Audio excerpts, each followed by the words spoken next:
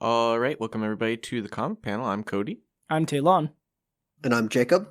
And today we are covering Woody Guthrie and the Dustbowl Ballads, written and illustrated by Nick Hayes. This is the final book in our history theme.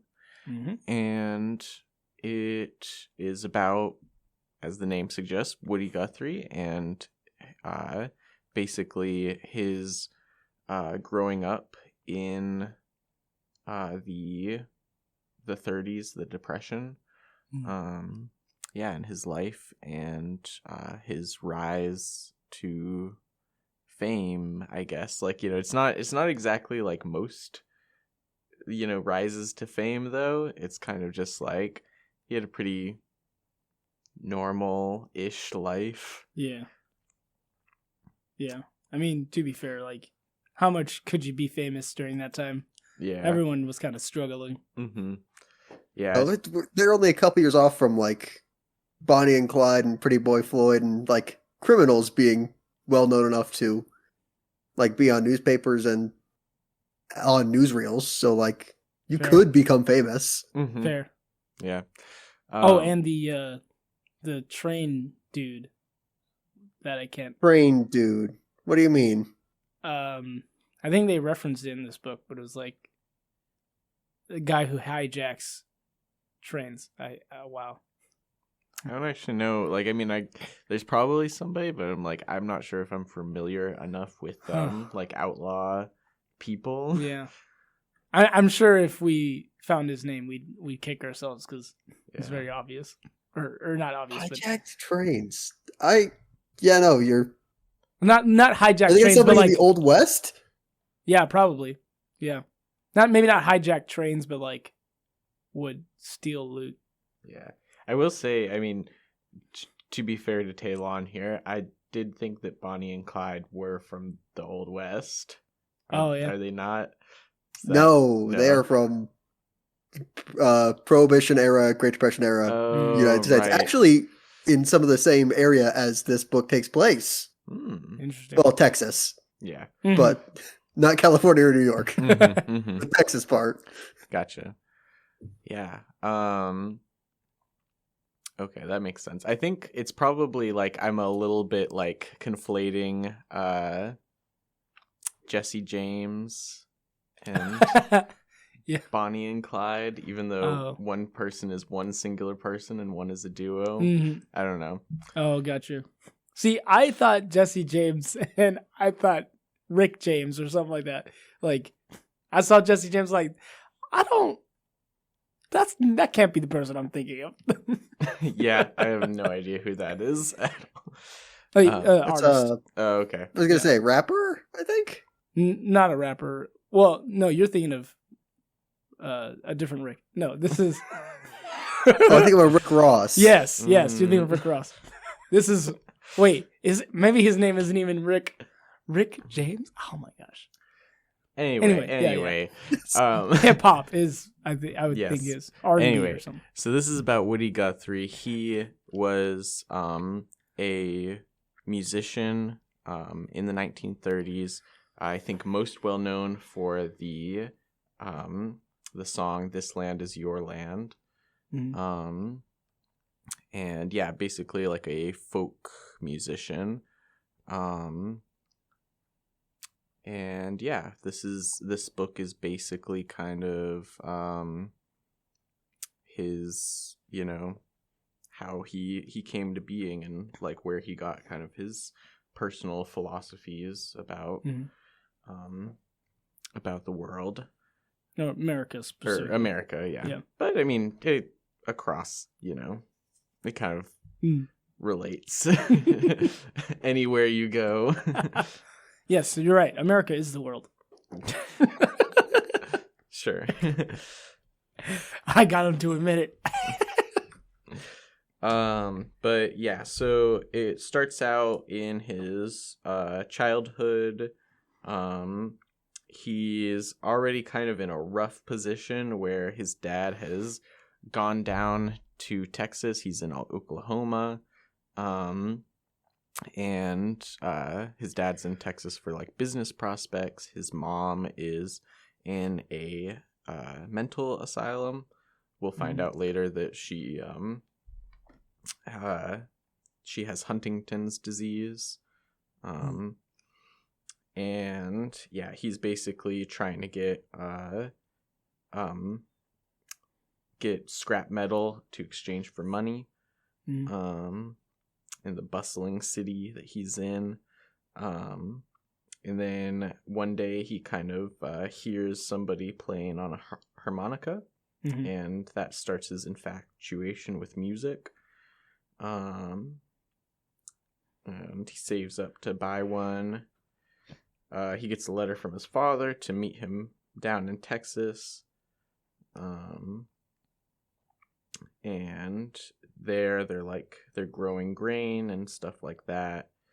And then he starts to learn to play the guitar. Yeah, it kind of just like goes through, the depression hits, and things get bad for a lot of people if you're not aware about the depression. Yeah, but he joined, or with like some people he knows, he makes a band, the Corncob Trio. Yeah, Corncob Trio. And he's able to basically sing songs that help lift people's spirits for a time. Yeah, they're reminiscent of an older time. Yeah, and they're songs that they would know. Yeah, and that is one thing that this book is very clear to explain, that Woody Guthrie, is often taking, melodies that are, just like very, very, very old already. Yeah. And sometimes, sometimes lyrics that go with them a little bit, but might change them or update them. Yeah. And then the depression gets so bad that Woody, his father, and his uncle decide to go down to the Chisholm Mountains. I believe that's probably how you say it. Or is it Chisos? Chisos? Oh yeah, I think that's how it's spelled, like that. Okay, Chisos. I'll say that actually. Okay. The Chisos Mountains. And because they're Woody's grandfather, said that he had found a streak of silver in a rock. And basically that Woody's dad had a map, a very poorly drawn map, and they were going to go and try and see if they could find silver. They did not find silver, but Woody became also very infatuated with nature and with like being able to roam free in clear land. In his hometown, it had been first very bustling and crowded, and then very just I don't know exactly how to describe it, but dirty and kind of slummish. But yeah, he went back home. He kept playing bigger and bigger gigs. He eventually married one of his bandmates' younger sister. Oh, is that what her relation? Okay. Yeah. I literally thought it was just a girl in the crowd. No. No, yeah, because there's a line earlier about like, oh yeah, we're always happy to see Joe, and then Woody's like, oh, I hope you're looking at me too. Okay. I don't know if his name was Joe, but it was one of the other members of the trio. Yeah. Okay, the one that had his family come in to see it. Oof, that's rough.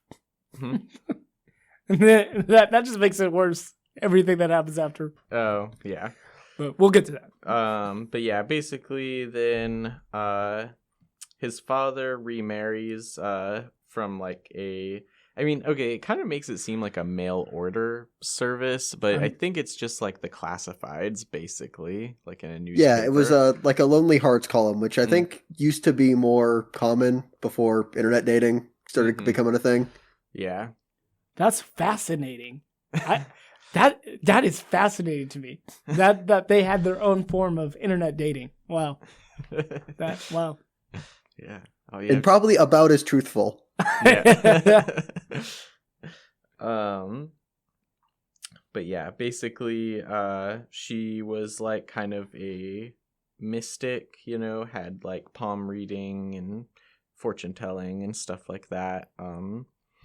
And she taught Woody about all of that, and also just kind of got him really interested in reading, both fiction and nonfiction. Made him very interested in lots of different what's out in the world. He learned about basically the animals that were in the plains centuries ago, and then about the buffalo grass that had been there when the Native Americans were there, and then the genocide and rounding up and removal of the Native Americans, the killing of the buffalo, and all how that basically was a cause of the Dust Bowl. And then, he kind of reflects more on the songs that he heard from his mother when he was younger. That was like, another really influential part of his childhood.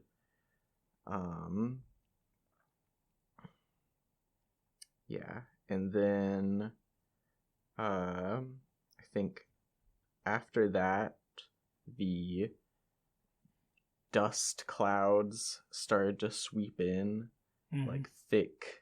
The titular Dust Bowl part. Yeah. It finally made an appearance of the main character. It's sort of, I guess. Yeah. But, just like giant black clouds of dust. He had to like basically walk through it in order to get back to his house. He had a kid with his with Mary, his wife. And had to get back to them, and then they just had to like stay there. They put wet rags around the windows and doors to like soak up the dust, and it did not help. Yeah. Well, maybe it helped a little bit. Yeah, I'm sure it not helped. enough. I'm sure it helped a bit, but yeah, it's not like they were outside, but yeah.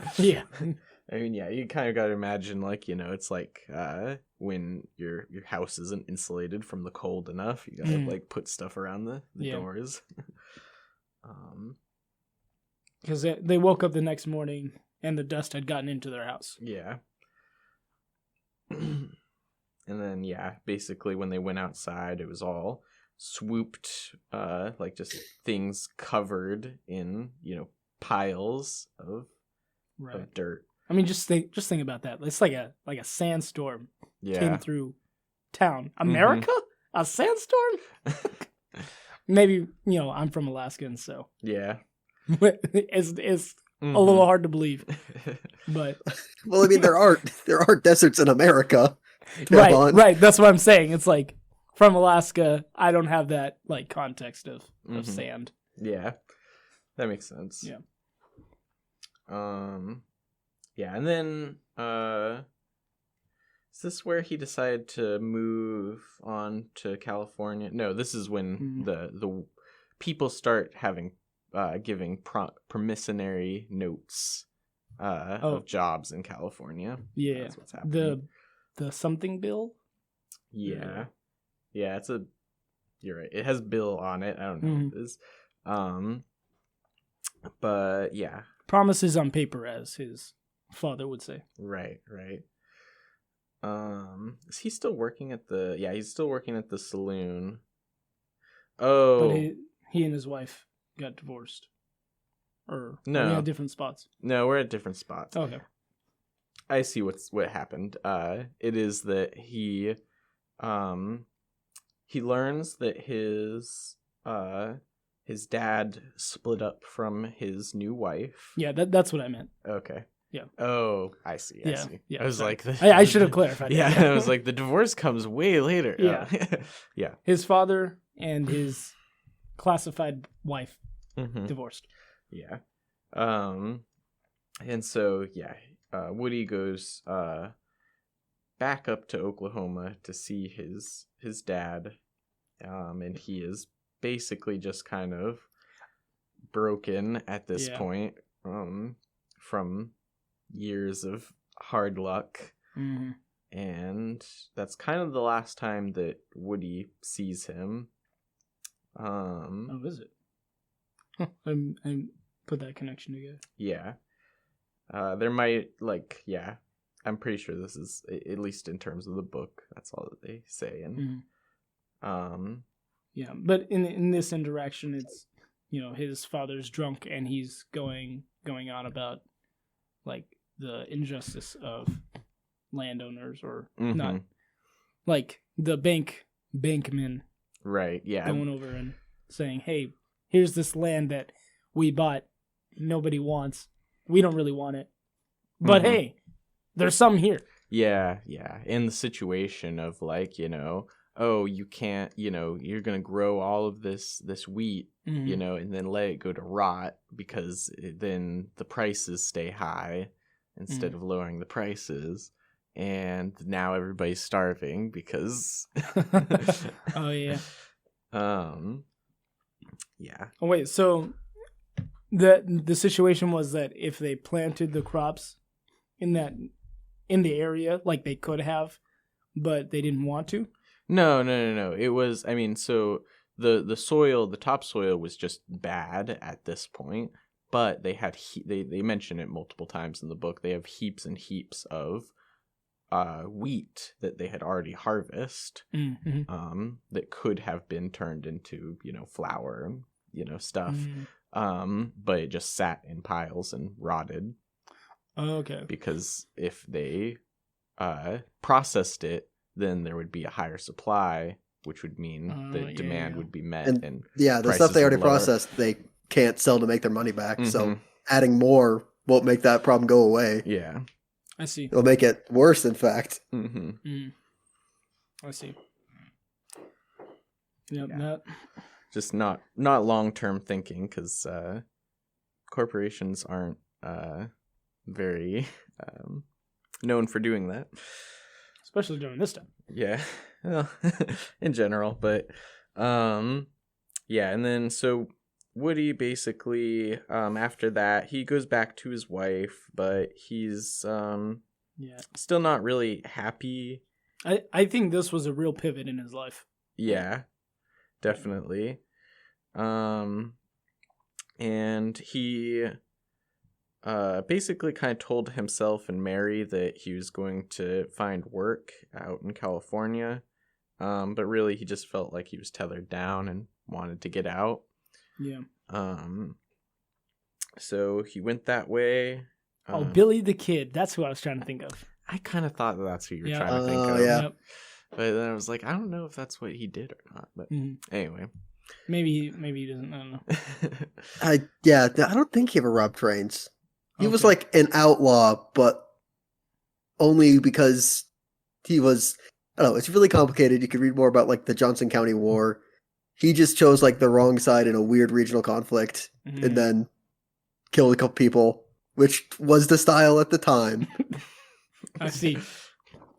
Yeah. Anyway, nothing to do with Woody Guthrie though. Well, I mean, because it mentions him, that he was... Yeah, it does mention Billy Kid very briefly, because it does. That's, I think it's when they're talking about Boise City, which is part of the land that like was completely wasteless, because that's just where, and because nobody used it, that's where outlaws went to hide out, and now it's trying to be rebranded as like, you can, first it was cows and those all died, and then it was wheat, and wheat stayed for a while, and then Dust Bowl. Right.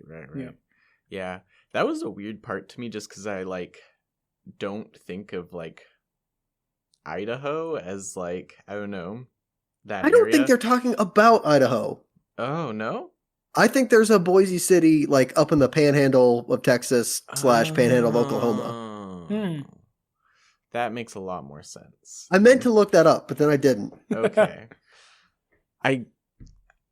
I did kind of think maybe it was a different Boise, but yeah, I just didn't look it up, and I was like, I don't know, like. Yeah. Okay, yeah, Boise City in Oklahoma. So yes, I see. Gosh, those dang southern states with their Kansas City, Arkansas, and Kansas City, Kansas, and oh yeah, that's right. don't forget about Kansas City, Missouri. and Kansas City, Missouri. wait, I missed that. Kansas City and Arkansas too? Yeah. Oh wow, I didn't know that. It's That's like crazy. there's like a dozen different Parises that are all in America. Yeah. It's one of those things. Yeah. Anyway, that makes a lot more sense though. Yeah. I was like, I mean, honestly, like this does want you to like require a little bit of geographic knowledge of Oklahoma and Texas, like just right off the bat. I was like, where are we? I've never heard of this place ever before. And then finally they were all like, from Oklahoma down to Texas at some point. I was like, oh, okay. Yeah. That's where we are. And to give a hint of my geographical ineptitude, Oklahoma and Texas, I had no idea we're close. So. Incredible. You know, man, part of me... American public education at work. Yeah. It's really incredible. Okay, actually, I'm sorry. I gotta just take a little bit of a aside here. So if you had like one of those like little games where it's like an unlabeled map of the U.S. and then like all of the names and like a word bank at the bottom and you had to like click and drag, how many do you think you could get right out of 50? I think optimistically 25. I think that's optimistic. Okay. Yeah. There we go. I know. Like, what do you say to that? Like, what do you... I think I'd start out strong. You know, get the ones that I know right off the bat, and then you get at that point the weird shaped ones, like you get your Alaska, Florida, Texas, like Hawaii. It's out there. Yeah, pretty much. Well, once you get to the East Coast, it's confusing, but all of the ones like on the border.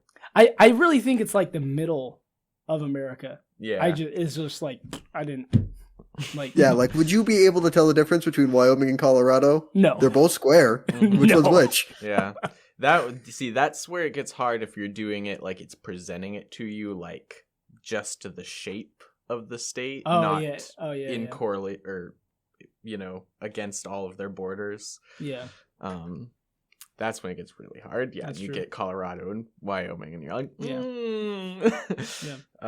Anyway, good to know. I probably, I'm gonna test you after this recording. Anyway, though, would love to see those results. Yeah. So then he gets to Tucson, Arizona. A railway policeman is all like, go away. Yep. We don't need no hobo here. If you don't already have a job or don't have family, like, get out of here. Mm-hmm. Yeah, and even he's all like, Woody's all like, I definitely have an aunt. And he's like, yeah, no. I honestly didn't think that he was telling the truth. Yeah, I didn't think so either. I did think he was lying too. But yeah, then he goes to a church to get food because he hasn't eaten for 2 days. And at first, like, there's a nun, and she's all like, maybe I'll get the father, And the way that she looks at him, I didn't understand why she looked at him like that. And then after what happened with the father, I was like, oh, that makes sense now. Yeah. Yeah, basically he's like, oh, well, if I feed you now, then you'll just be reliant on me. Which is so wrong. Yeah. Is very, very wrong. And so, yeah, he turns him away. But Woody does find a diner that's run by an older couple, and he's able to do a little bit of sweeping and cleaning for them. And he finally got that bowl of chili that he was looking for. I think that must be his favorite food. Yeah. He eats chili all the time. There's a lot of talk about like chili and stew and soups, and like I guess those are like easy to stretch out. Yeah. And like if you don't have, like you could just always add like more liquid to make it last longer. But like I don't know, it's kind of making me hungry. I haven't ate whatever this comic. Yeah. I was eating a bowl of oatmeal when reading. Ooh, that's good depression food. Yeah. Yeah. Well, great depression food, not like mental illness meal. Yeah.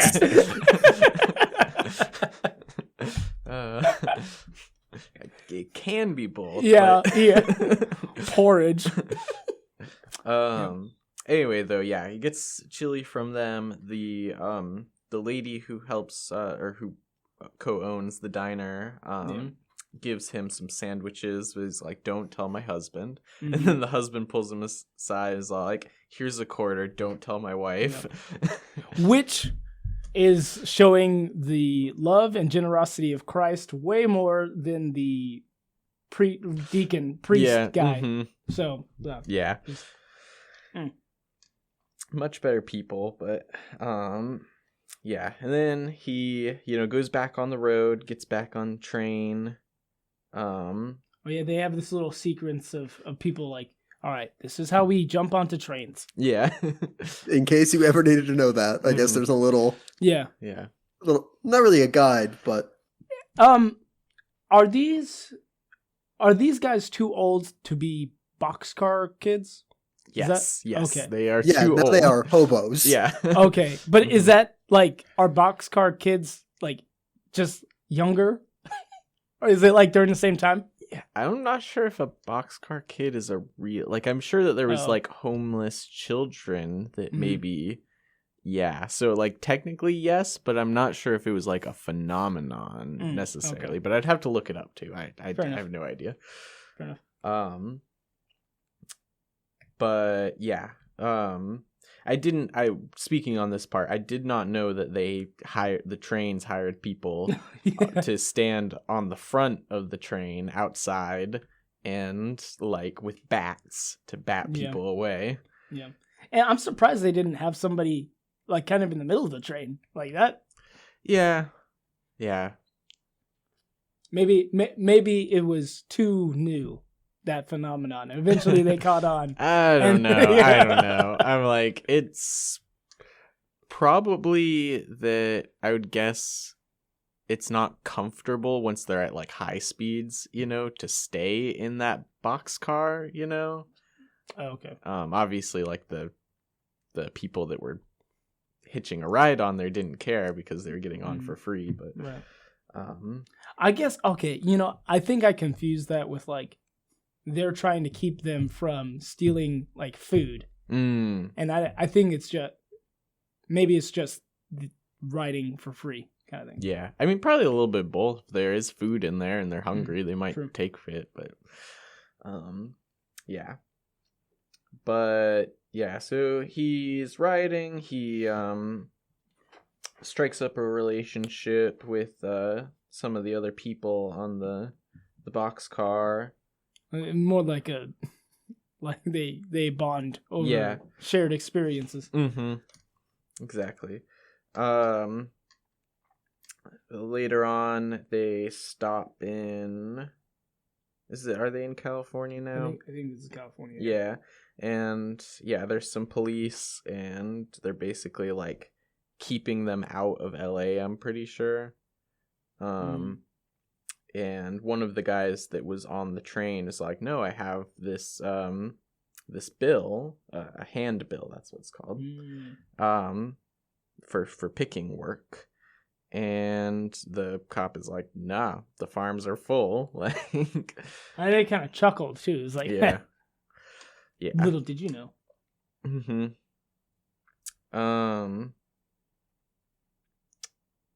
then they get back on the train, and they play some music. They just have a good time singing and playing guitar together. Mm-hmm. The Woody does a song called and excuse the use of the word, but Gypsy Dave, and yeah, the other train riders, like, they really like it, but one of them kind of notes and does a different version of it that's from because he's from Scotland, The Scottish Highlands. mm-hmm. And basically it's like, this is the older version of that song. Yeah, this is how you do it right. Which was kind of weird, because when he stopped, everyone was in silence. Yeah, it's like, the vibe of the song changes, even though it's like the same story and the same like melody. It's like, oh, it's a little bit more, low. Mm-hmm. I would have been awkward if I was that guy. 'Cause I would have been like, well, I guess I don't understand if he was trying to like, let's continue having a good time, or if it was more like, no, like, this is I want to share this like thing for my culture kind of thing. Yeah, I'm not sure if it makes that super clear or not. Yeah. Yeah. But yeah. He gets to his aunt. Mm-hmm. She like basically like bathes him and delices him, and he sleeps, just intermittently going to the fridge for about a week. Mm-hmm. And then his cousin Jack comes by too, and he has basically taken on the persona of like the Hollywood cowboy. Yeah, exactly. He works a construction job in the day, and then he goes out and sings Western musical songs. Oh, I thought he was an actual actor. Okay. No. Oh, okay. Yeah. He just sings for crowds and like bars and stuff like that. But yeah, he plays music with Woody, and then when it's time for Jack to leave, Woody decides to go with him. And they play together. They meet Jack introduces Woody to a family, the Chrismans, yeah, and they're a musical family, so they all play together. And then he basically kind of moves in with the Chrismans unofficially. Mm-hmm. He's just there all the time. Laying on their floor, making them move out of the way. Yeah. No, his phrases, they were very accommodating. Yeah.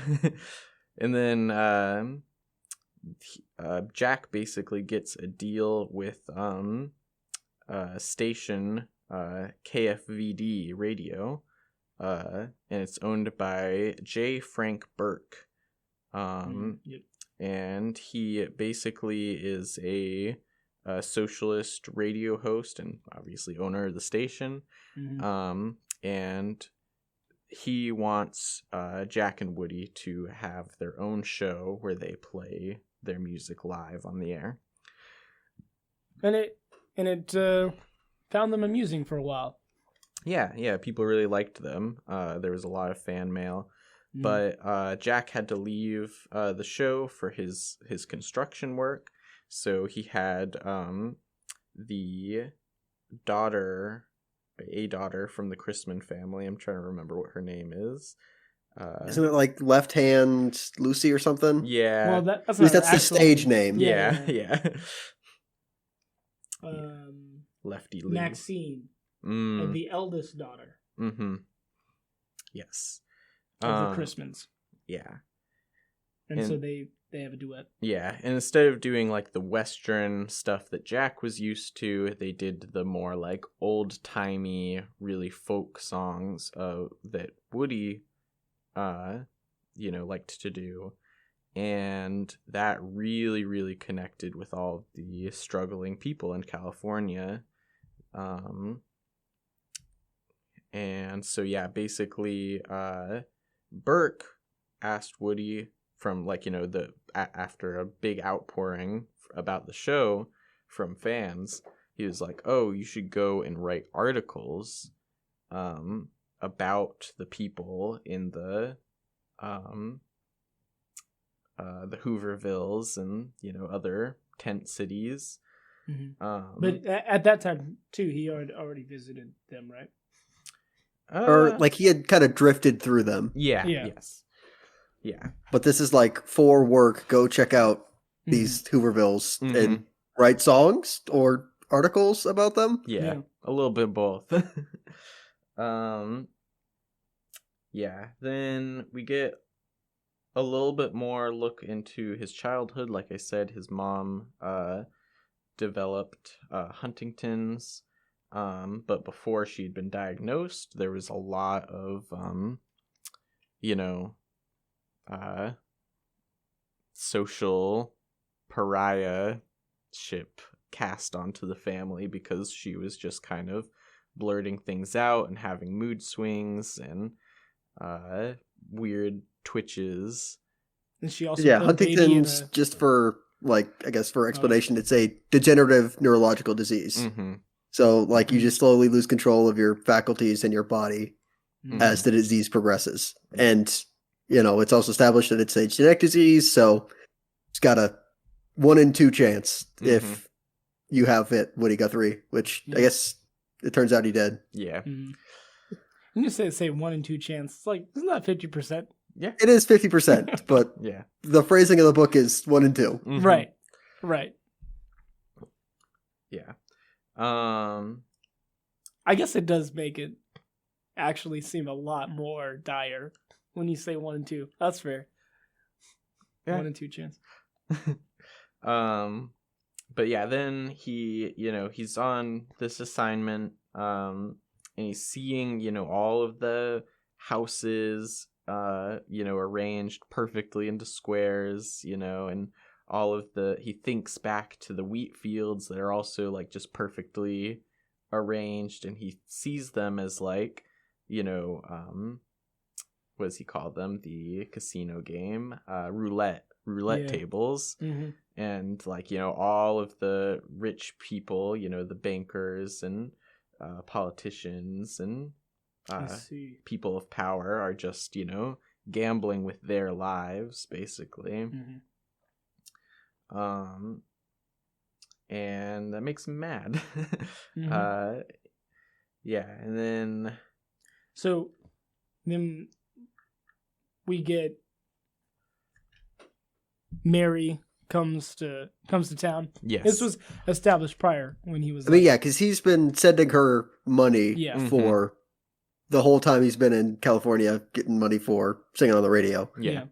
And so one time he was like, "Hey, you should come out here," and so she decided to come out. Yeah, I mean, she decided to move there. Yeah. And well, you know, Woody dropped the ball really bad. Yeah. And made no plans for them to stay anywhere, and didn't even pick him up from the train station. Yep. Yeah. I was gonna say, but it's okay. He forgot. It's, you know, it happens. Yeah. Very old-timey husband buffoonery. Yeah, and then when they arrived, he had picked up an assignment that was going to take him away from California for a while. Yep. Like, no place to stay, no way to get there. Well, no way to get to where he is, and also he's leaving. Yeah, as soon as they get there. Mm-hmm. Yeah. So he travels around some more. You know, in these Hoovervilles. But one day, he's in one, and then suddenly, as they're talking, the camp bursts into flames. People try to get their stuff, you know.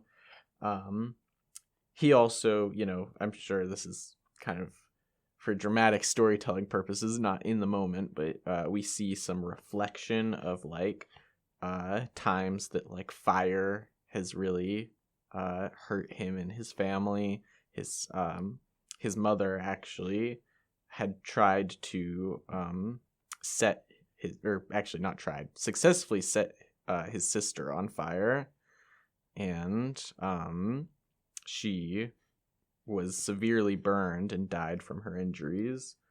And so, yeah, just kind of reflecting on the fire. And it turns out that because like everything in the camp was wet, it was just rainy and stuff like that. So the only way that it would have burned up like that was that somebody poured gasoline on them, basically, on their tents. And they all just had to go and find some place to stay, like without anything. Mm-hmm. Woody ended up staying. He trespassed on a almond farm. And this is kind of where he develops the thought that it's all like there shouldn't be these fences, like that's what's shouldn't be allowed, not the trespassing onto land. Yeah, I like the line where it's like the sin is the fence, not the trespassing. Mm-hmm. Yeah, exactly. Yeah, and then after that he Mary is like, I want to go back home. Yeah, I she's miss ready. home. This isn't good. I don't like this. So she does. And I think that Woody is like not happy about that, but also not totally unhappy. He can kind of just resume. He was too exhausted to argue. Yeah. As it says. Mm-hmm. Yeah. He plays, oh, that's right. Burke basically is like, hey, you should come to all of these communist political rallies, like different union parties, Democratic Party rallies, stuff like that. And so basically they're on tour for those kinds of things. Yeah. I don't think I've heard of Woody Guthrie, like his music, but this panel in particular where he's like, my name's Woody Guthrie, it's like, I can just imagine him saying, my name's Woody Guthrie, I ain't no communist necessarily, but blah blah blah. And it's like, I feel like I've heard that before, so I don't know. Yeah, I don't know. Yeah, he has very much a timeless kind of sound, but he does get a letter in the mail saying that Mary is pregnant again, and so he feels responsible that he has to go back to Oklahoma and see her. And also, like, she was pregnant when she left. Yes, yeah. So. They just didn't know at the time. But yeah, basically they, she has the baby. He stays with her, but then he was kind of ready to go off. He got a letter in the mail saying that, Burke wanted him to go to New York. And Mary was all like, yeah, leave, but also kind of like, I want you to leave, and then like, I want you to stay, but not saying that. Well, at the same time, it was like, we're done. Mm-hmm. If you leave, we're done. Yeah. But he does leave, and he hitches a ride on a train, as he's done multiple times, and it's raining and cold, and he goes to sleep, and he, I guess, this is something that happened, I believe, but also it's kind of framed as a dream, but this is another story from the time that he went to the mountains. What's the name of the mountains again? Chosis. Chosis, thank you. I keep forgetting. Yeah, the Chosis Mountains. This is the full story of when they went, I think. Yeah. So when they were going to his grandfather's place to find that sliver of silver. Yeah. And yeah, there's extra details, like his dad got bit by a baby rattlesnake. And they found like diamonds or something. Not diamonds. No, just crystals. Some gems. Yeah. Mhm. Which, go ahead. yeah, I guess you could just find those back in the day. I don't know.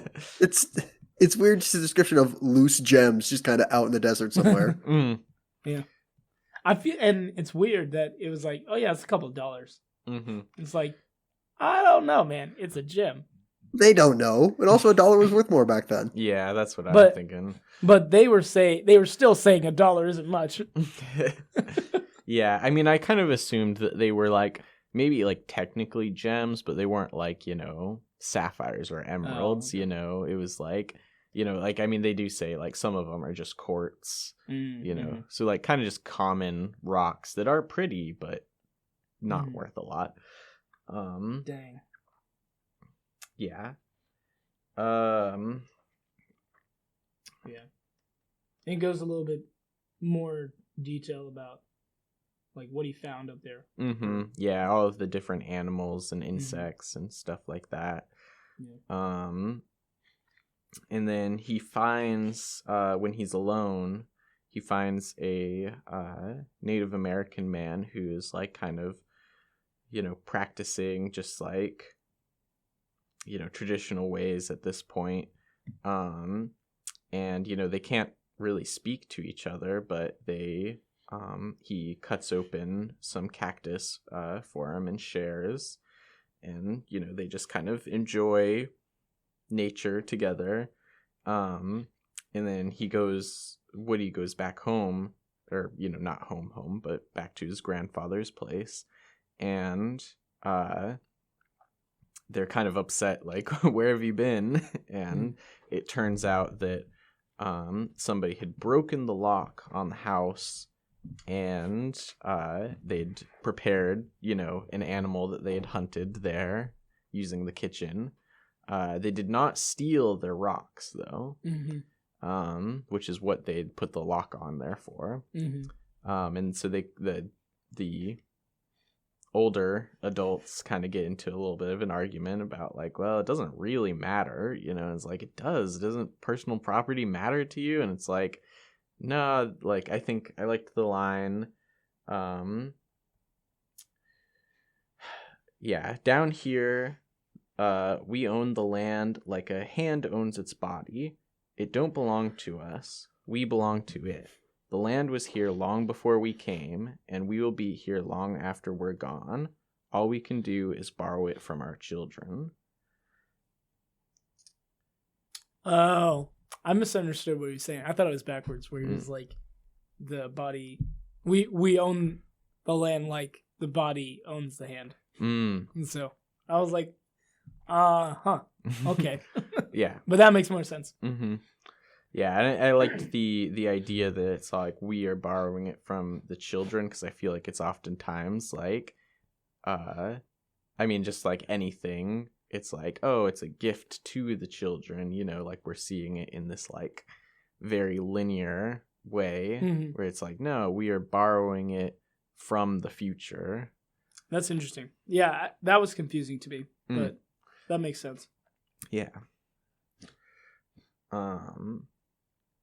Yeah, but they decide to, leave from Chisos, and then Woody wakes up in the train, and he makes it to St. Louis, and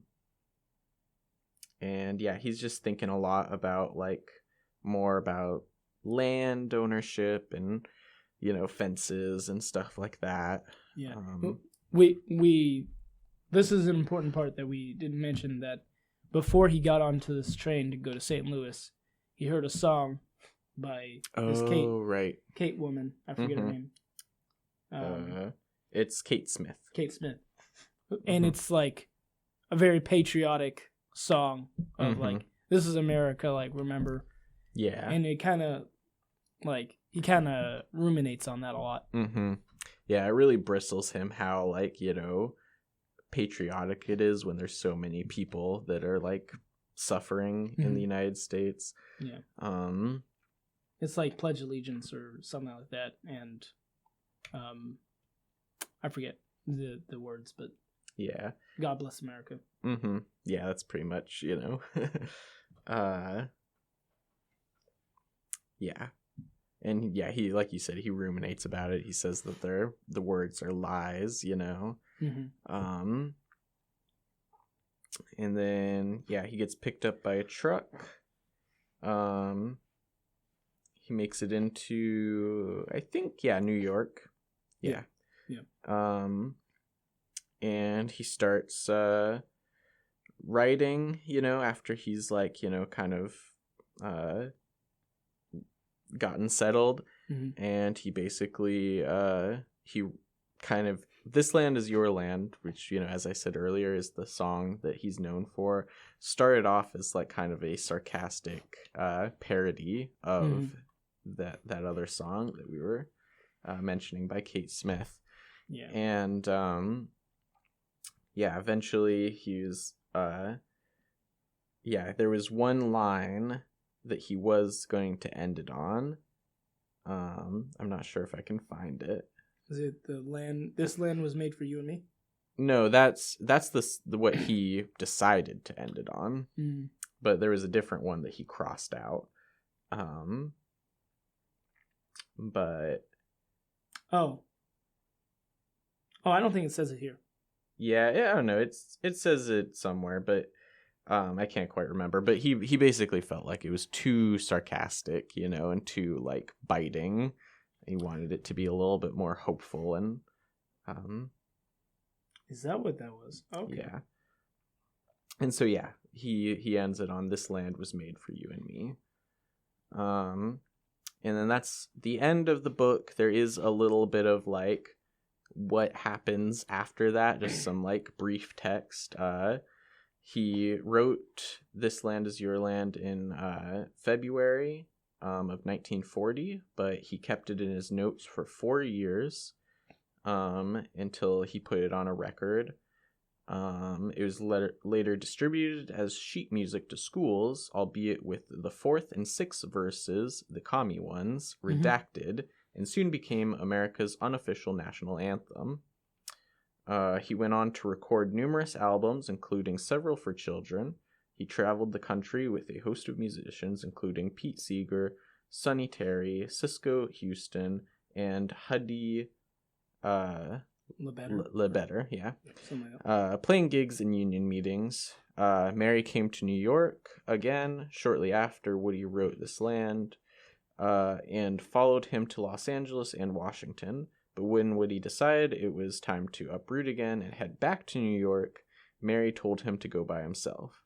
They divorced in 1943, and Woody later married Marjorie Mazia, a dancer and teacher who was part of the socialist art scene in New York. When Bob Dylan eventually met Woody, he was in the hospital being treated for Huntington's disease. Woody eventually died of the disease in October 1967, leaving behind 8 children, 3 ex-wives, and a mountain of songs, drawings, poems, books, and articles. They really just dropped that third ex-wife in there. Yeah. With no ceremony. Mm-hmm. Yep. Yeah. And that's the end. Yeah. So I'll kind of start off the discussion here. This was a long book. Yeah. Really long. This is very long. And on top of being just like legitimately long at like, I mean, it's 260 some pages when like, the comic stops, and then there's like some extra pages at the back. Yeah. And it's also very, very wordy. Like, yeah. Oh my gosh. There was one panel that was literally the whole page was words. Yep. Yeah. Well, this was a page panel, like one, right? Yeah. Yes. It is a single panel page. Yep. And if it's what I'm thinking of, the one, it's where his dad is on a rant. And so it does have a small picture of his dad. Yes. But that is the only thing in a bunch of text. Mm-hmm. Yeah, that one gave me pause as well. I had to be like, what? I said to myself, comic book faux pas. Mm-hmm. Yeah. And I think that, I had to do some thinking about this, because at first I kind of imagined, I was like, well, maybe Nick Hayes is like, either he is a writer first and an artist second, or possibly an artist first and a writer second, and therefore doesn't have as much practice writing, But I think it is actually that maybe he is more of a like a political cartoonist, like a single page or single panel is what I'm trying to say. Cartoonist, so like doesn't have as much practice in sequential storytelling. And often, those political cartoons can be really, really wordy because my message is really important. Yeah. Sometimes I really do see political cartoons, and like sometimes they're really good, and other times I'm like, geez, this is just you could have just, I don't know, written something. Made a video. Yeah. But Nick Hayes, he's a British writer, illustrator, campaigner for land access. He's written a number of graphic novels and a nonfiction book, The Book of Trespass. Wait, that was the nonfiction book? Yes. Okay. I feel like that's about Woody Guthrie. No, it is just, I mean, it's the full title is The Book of Trespass, Crossing the Lines That Divide Us. And I think it is just about trespass law. Okay.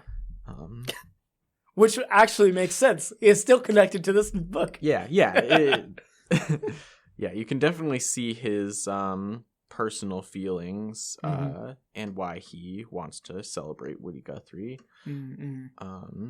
It was weird. I felt like they were giving some like sliminess characterization to the socialist radio owner. It was like, oh, you're gonna make him like a bad guy, kind of like, like it seemed like that, like they always like he was always smoking a cigar, where Woody was always smoking a cigarette, and like his cigar smoke was like black, and like just like he always looked kind of like, and I was like, what is he gonna like, kind of put him in like a like compromising position, or just like dump him, like, or make him feel bad for his personal political beliefs or something, but no, it was totally fine relationship as far as this book was concerned. It just kind of made it seem like it wasn't going to be, though. Yeah. So I thought that was kind of weird too. Gotcha. Yeah, I did not take note of that. Okay. I was like, okay. I don't know. Did you notice, Jake, at all? I mean, I noticed it a little bit, but it didn't seem like it was going to, like, I guess maybe if it had actually happened, they put it in, like, you know what I mean? But if, to add that, if it wasn't there, seems like more of like a storytelling contrivance than most of this book has. Yeah. You know what I mean? Yeah, no, and I'm not saying like they should have or anything. It's just like it seemed like that's where they were going with it. Like they could have presented him in like a, I don't know, nicer way, I guess. I mean, I can totally see a socialist being like hard cigar smoking. Well, yeah, I mean, and that's probably true. That might have just been radio at the time. I don't know. Yeah, I'm sure that was true to life. I don't know. I guess it was just the like very subtle things in his characterization and the way he was drawn and stuff like that. It was just like, that's fair. Oh, you're leading me to believe that this guy shouldn't be trusted, know. But then it's like it's totally fine, and like he's a good guy. And I'm like, oh, okay. Yeah, it's just weird. But yeah, I will say, like, as you know, this was particularly in the beginning of me reading this book. I'm trying to think. Specifically when he was reading about what happened between the not colonialists, but colonialists? Colonizers. Yeah. And the American Indians or American natives. They showed how he was learning about that more in a narrative than a just like factual, like, or not factual, but like here is all these bullet point things. Yeah. They wove it into the narrative, which I thought was really cool. Yeah. I like that too, especially like the, kind of the ways that like they might use hyperbole and like storytelling, just in like, oh yeah, you could walk from here to here and never step on the ground. You'd always be like stepping on the cows' bodies, which is horrific. Yeah. Honestly, I read that and I was like, I don't believe you. Yeah. It didn't even register to me that was hyperbole. Yeah. But I mean, I'm sure there was probably a lot of dead. Like, Yeah. if you stretched it out, you might be able to. But, yeah. That's a bit of a stretch. Yeah. Mm-hmm. Yeah. I just wish, like, I feel like I would have liked this a lot more if it just didn't feel like it had so much to say. And there was, like, so many things that I felt like could have come across just with, pictures, Mhm. like, especially when it's, like, describing, like, scenery and stuff like that. It's like, Yeah. I don't know, and multiple times of like kind of describing the same thing over and over again. Mhm. And it's just like, okay, Yeah. I kind of got the point. So tell me if you guys agree with this. Near the end of it, they retell the story with a lot more detail when he and his family went to the Chisos Mountains. Mm-hmm. And after I got done finishing with that, my thought was like, what's the point of that story? Mm. And so I think with this story, I feel like it's a lot more like, here, like, we want to touch on everything that happened Mm-hmm. without having a, like, this is the area that we want to, this is the point we want to strive for, right? Like, because for me, it was like, I ended the book and I was like, what's the point? Mm-hmm. Right. All right. I guess specifically for that story, what's the point of that story being here? Like, Right. I didn't know that. Yeah, I think that, because like I can see here, I'm not sure if this is exactly what you're asking, but I'll try and, Okay. But I can see that like the initial part of the story with the Chichos Mountains, it was very much focused on, both Woody's family, like trying to make some money for themselves in a really hard time, and Woody, discovering kind of a love for nature.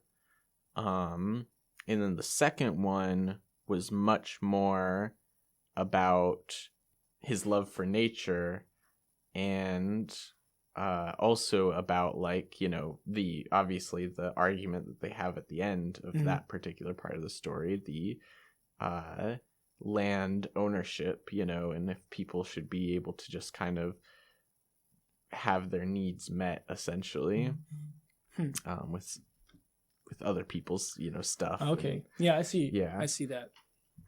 Because, like, to me, an author that I watch a lot of her YouTube videos, Mm-hmm. she talks about the idea of what a story is, and it's not about what happens to the character, but how what happens affects the character.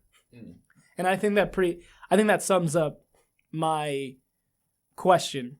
Is like, it seems a lot more like telling what happened rather than how it affected him. And so that was my initial reaction. But with you saying like that argument in particular, like I can see where that has a connection with everything else that had been said. Yeah.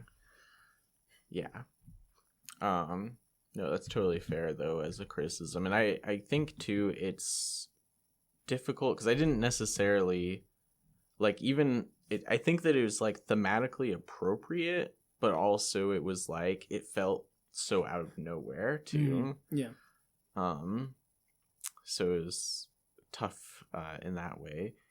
Also, like, it had a very, like, zoomed out view because there was always narration accompanied that was taking, you know, it was outside of Woody's world, you know. It was just the author speaking about his perspective on Woody Guthrie's life, basically. And yeah, I feel like that is part of what, you know, created like so much extra verbiage. And also kind of just like kept me a little bit distanced from the world too, I think, in the world of the story. Like, I mean, obviously it's the real things that happened, but I wasn't able to get as engrossed, I think, because of that. Yeah, that makes sense. Yeah. What about you, Jake? Yeah, I mean, I liked where it got a little more, I don't know what I had the term and then I lost it. Abstract. When it was like telling about, it's like, it's when, like, it starts talking about the, like Woody reading the stories in the library and like learning about the grass it used to cover. And then like, later when it's talking about the fire and like how fire has like defined several points in, Woody's life, like that was really interesting, and I like those parts. And there were other parts where that didn't really happen, and it was just like, yeah, then Woody saying it made money and sent that money away. It's like that. I mean, I could have presumed that because he's an incredibly well-known artist and very influential. I could have assumed that he was fairly successful. Gotcha. Yeah. Yeah, I was gonna say too that so if, you know, those out there listening right now to this, you know, based on whatever we say here, you decide that you'd like to check out this book, I really have to recommend getting the print version over the digital version. Yeah, for sure. It is definitely meant to be printed, and the digital version is not. I mean, it's just like sometimes with digital versions, you will get where it will take a double page spread and just turn it into one page instead of the 2 pages. And, you know, usually you kind of turn your device sideways so it's a little easier to look at. This one did not do that and had multiple pages that were double page spreads. Yeah. I will say that despite that, there were only a few times where I felt like you kind of could read the text on those double page spreads, either, you know, one page at a time, like page 1, page 2, or fully left to right and not get too confused, you know? I definitely, like, as you continue to read, so, like, my experience with not even, like, how it was digitally written, but, like, or, you know, digitally presented, but how it was written, I got confused with the direction I was supposed to read. And so, eventually, I got the gist of how everything is, like, formatted. But that in particular, I noticed some things didn't make sense if I read it one page and the next page. It had to be across. And so. Interesting.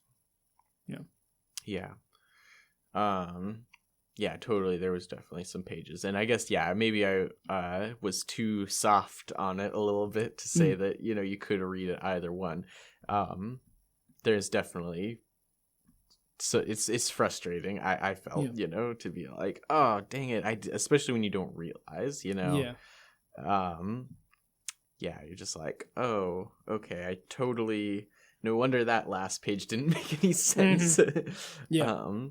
And, you know, you have lots of pages with, like, borderless panels that could be, you know, a stretch to the next page, or it could just be a borderless panel, and you don't know until you flip. So I was oftentimes, like, clicking so it, like, kind of zooms out and you can see the rest of the pages. It made me think of, like, you know, with the if this guy Nick Hayes is more of a political cartoonist, then it would, like, the struggle with trying to read this book makes sense. It's like, not as much practice for, like, knowing the direction that readers are going to read it and learning how to direct it. Yeah. Also, I will say, where did I actually read that? Or maybe it was in the book. It might have talked about it, but I don't actually see where it says. But he's done cartoons for The Guardian, and another newspaper too that I'm not thinking of. But he does actually have 3 other graphic novels. But Woody Guthrie and the Dustbowl Ballads was only his second one. He did The Rime of the Modern Mariner in 2011. Woody Guthrie and the Dustbowl Ballads in 2016. Comorants in 2016. And The Drunken Sailor in 2018. What are the names by those? I think that is publishers, but I could be wrong. Gotcha. Because a lot of them, all but one of them, is Jonathan Cape. Yeah. And Harry N. Abrams for Woody Guthrie and the Dustbowl Ballads. Yeah. Let me see if it... Oh, yeah, okay. I thought I saw the name and then I was wrong. Yeah, Abrams book. Yeah, Abrams Books. Oh, okay. It's publishers. Makes sense. Yep. But yeah, so he's so he's done one other graphic novel at this time. Okay. I guess at first I almost went backwards and I was like, well, he's done 3 others, and then no. He's done one other at the time of this release. Yep. So yeah, some practice, but also maybe needs a little bit more. Yeah. Yeah, I'm kind of interested. It seemed like this book was really well reviewed when I was kind of looking it up. Yeah, I saw one review that was like, this is of the old time of like Woody Guthrie. Like that's the way that it was drawn is like harkens back to that time. Yeah. The Guardian said, it's a wonderful achievement that beats with a love for Guthrie's music and America's natural beauty and rages at inequality. I mean, yeah, that could probably be true. Yeah, I don't think that's wrong, but... Or I guess I should say, I could probably agree with that. But I don't have a context for Woody Guthrie. Yeah, I mean, yeah, whoever made this certainly cares a lot about Woody Guthrie. That is, to say the least. Yeah. Yeah, definitely. Yeah, I do think... What... Oh, go ahead. All right, Cody, you're a little more, like, well-versed in art than I am. What would you call, like, the style of this? Yeah, I actually it's a bummer that we're missing Shuenta because I wanted to talk to her about this also, because it's very familiar to me, but also I'm, like, kind of grasping for a name. It's like, it kind of reminds me a little bit of like early Picasso, honestly.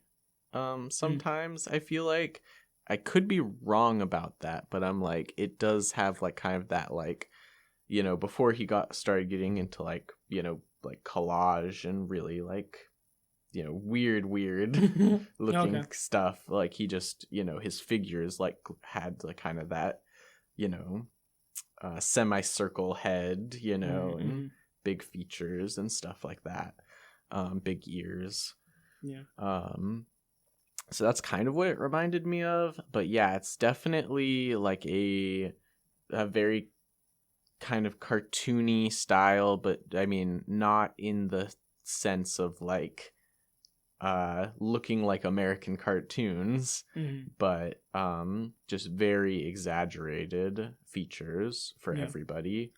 I'd say the most striking thing for me is like the way that they're drawn. It's like it's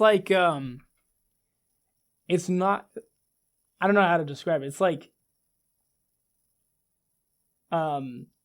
human form, but like like there's a level of abstractness to it. Mm-hmm.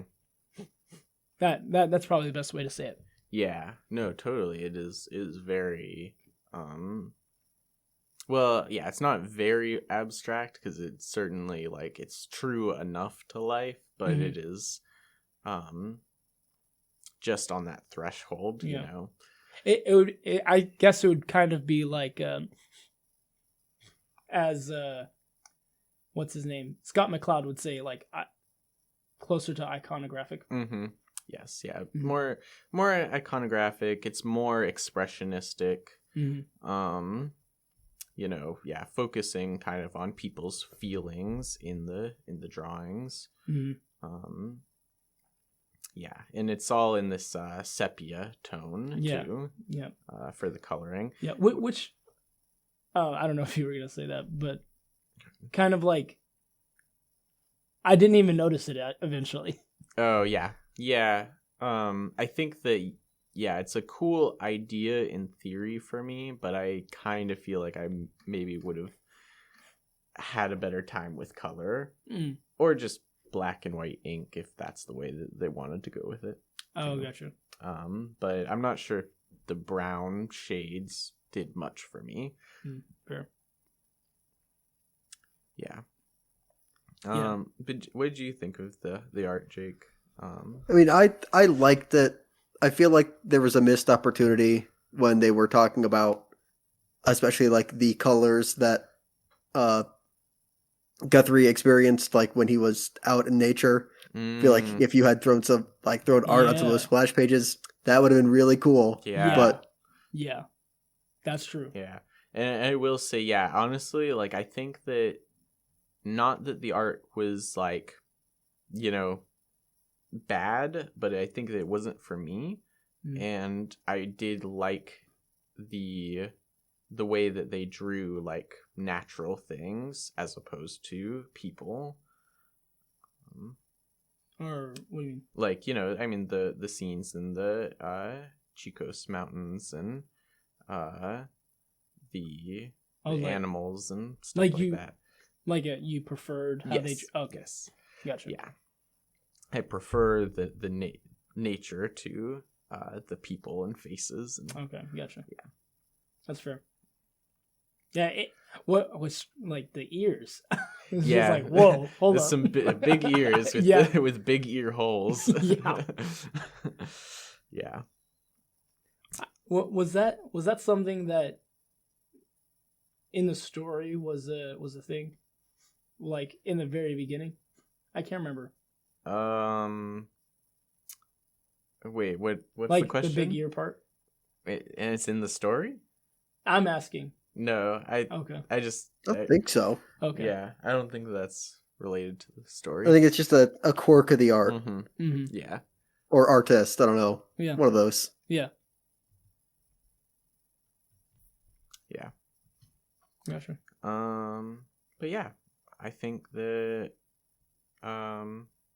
overall I kind of I kind of wish it was split in 2 books though, because then it wouldn't be quite as long. Mm-hmm. Yeah. That would be nice. Yeah.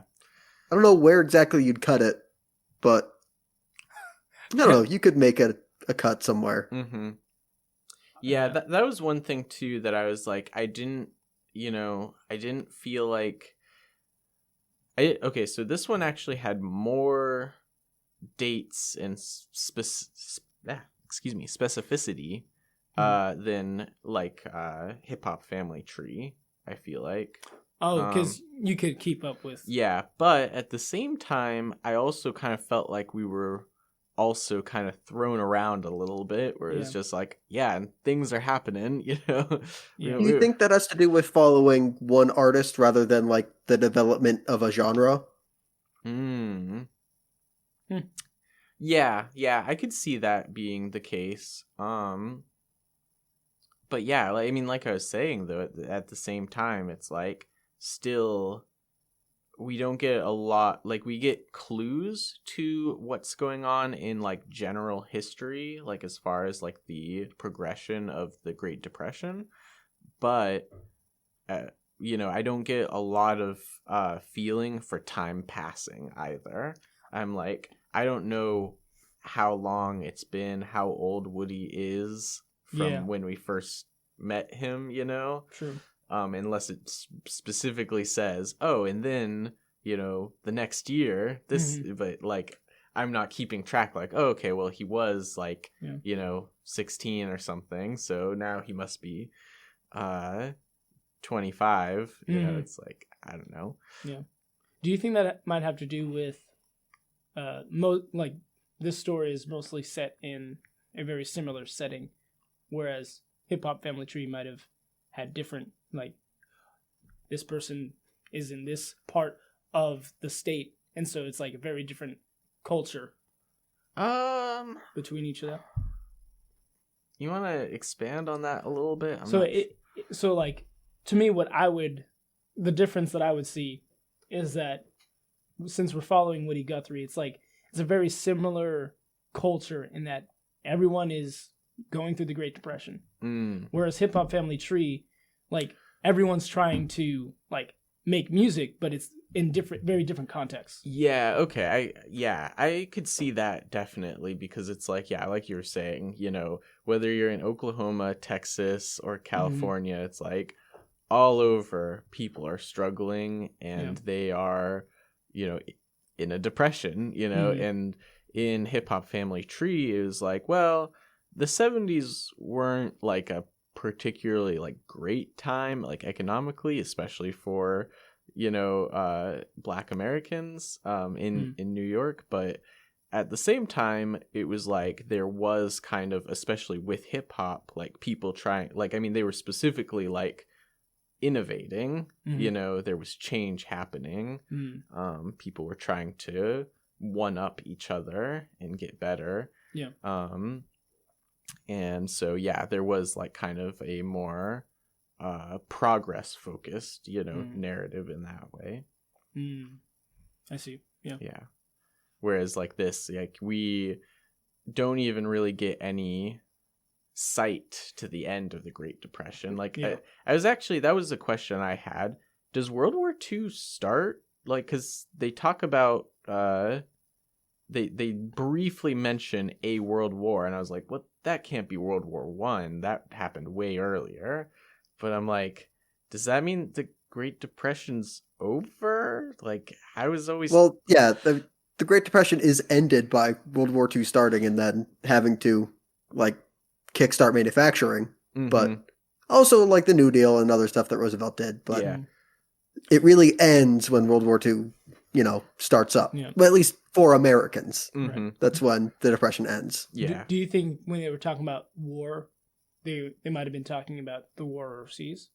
Yeah, I mean, I think that they were, but also I just didn't get a good sense of that, like, happening, or that, like, the world had changed yet, even though it seemed like it was, a decent way into the book, but it was like, oh, and then there was a war, and it was like, first of all, it's a pretty big war. You could mention it a little bit more. And also, I'm actually thinking about it more now. Like, I'm surprised they didn't mention more about that, because like Woody Guthrie, if you look on like Spotify or other like music streaming places that listen to his music, like his second biggest song is one called "Tear the Fascists Down," which is all about like Americans. Why haven't we joined World War II yet to stop fascism? Yeah, good point. Yeah, so it's really interesting that they don't mention that, and that they don't mention like, I'm sure that it was probably like a pretty like gradual change. It wasn't overnight that like, things got better for people, but like, I don't know, being that this was so much about the Great Depression, once the war started, and like, and then I'm pretty sure, again, it was difficult to tell, but I'm pretty sure a few years went in, and like they even talked about, actually, yeah, they said 6 years into Roosevelt's New Deal. Mm-hmm. Yeah. And it's like, well, where's the change? I'm not seeing the change.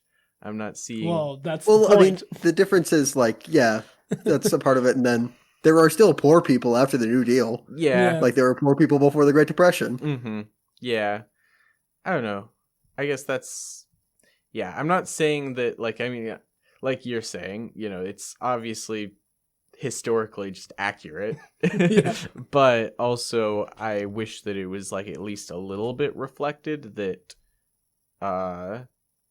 there was that something happened, like we move forward a little bit, or even if it wasn't that we move forward, I wish that it was like recognized, like at least the promise of moving forward or something. Gotcha. I don't know, it just seemed like very like unreactive to things going on that seem like they should have an impact. I mean, to me, I don't know if I necessarily agree, because as far as I understand, this ends at like 1940. And so it's like we haven't really got into the war yet. And so. But, oh, yeah. I guess when was the New Deal started? I mean, I think that was. You're stressing my U.S. history knowledge. Yeah, I don't know. Oh, okay. But that was certainly, I think, a response to the Great Depression rather than World War II. New Deal. But we're all looking it up right now. Yeah. 33 to 39. Oh, so there was in 1939. I guess, yeah, the New Deal isn't like a single law. It is a collection of like social reforms and like the what was that agency they made that built the Hoover Dam? Oh man, history teacher's not happy with me. I don't remember. Yeah, I don't remember either. Yeah. The CIA? No, they didn't exist yet. They didn't exist until like after World War II. All right, fair enough. The FBI. They did exist. Yeah. What was the question? I feel like I heard wrong. And now what was the agency that was? It was like to get young men to work at like construction jobs, and they built the Hoover Dam, and they did other stuff. Look at little Timmy. Like the Hoover Dam's like the one everybody knows. Oh. Yeah. Look at little Timmy collecting scrap metal. Good work, Tim. That's different. That's a different thing. Yeah, you're right. That's during World War II. Yeah. I do not know what the name of that department was. Yeah. I vaguely remember learning about it though. Mm-hmm. Oh no, I definitely learned about it. Yeah. I just can't remember. Yeah. Anyway though, yeah, I don't know. I think that maybe, like we were saying, 2 books and maybe a little bit more flushing out then of the like kind of World War II stuff. Could even add in that like end page, but illustrated out what happens up to his death and stuff like that. Man. Yeah. Oh wait. Never mind. I was gonna say it, but okay. No. Yeah. But yeah, and also just in general, a little bit more trust to his own artwork, basically. Being a little less verbose about everything. Oh, gotcha. Yeah, I didn't hate it, but I wish that I didn't have to read it. I think. I don't know, but in some ways I'm glad that I know some of the things that I learned from it. But it was long. Yeah. Maybe if I spread it out a little bit more. Gotcha. I read it in like 2-ish days. Same. Yeah. Yeah, how did you guys feel overall? Kind of general. I think I was too focused on like the individual or not the individual, but like the actual story of it. It was like, oh man, if I don't agree with that stance, or I don't like that he did that, like kind of thing, as opposed to like being able to take a more objective, like, oh, is this a good story written? Like how is it formulated, kind of thing.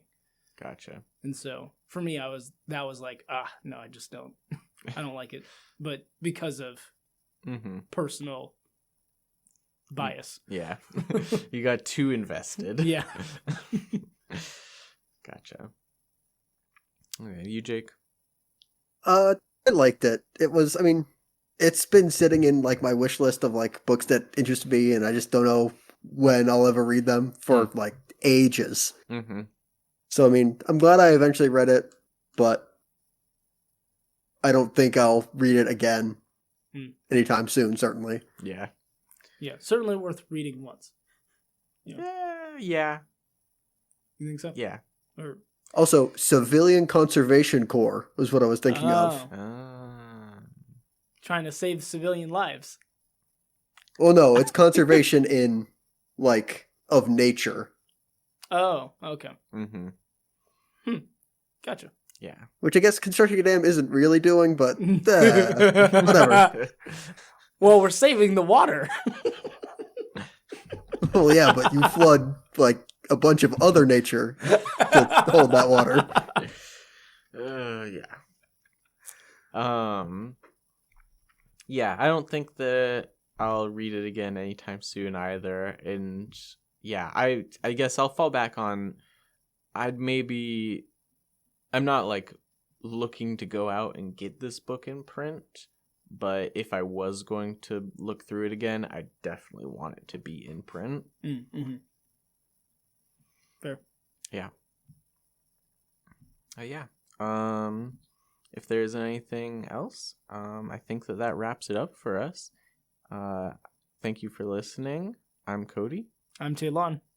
And I'm Jacob. And this has been the Comic Panel. Thanks for listening, and we'll see you next time.